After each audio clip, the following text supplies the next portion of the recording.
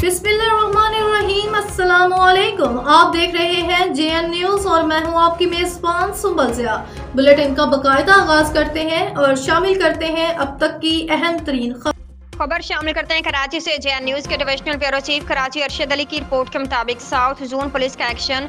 Board बेसन झगड़े का मामला, 7 मुलजमान गिरफ्तार, असलहा बरामद।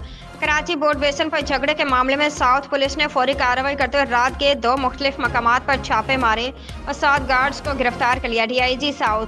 गिरफ्तार किए गए गार्ड्स के कब्जे से जदीद हथियार बरामद किए गए असलहा की जांच की जा रही है कि असलहा लाइसेंस याफ्ता थे या बगैर लाइसेंस।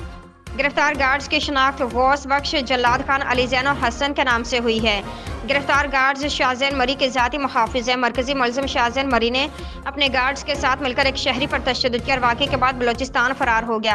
पुलिस ने शाहजैन मरी की गिरफ्तारी के लिए बलोचिस्तान हुकूमत से राब्ता कर लिया, जबकि वाक़े में मुलविस दीगर अफराद की गिरफ्तारी के लिए भी कार्रवाइयाँ जारी हैं। DIG south zone.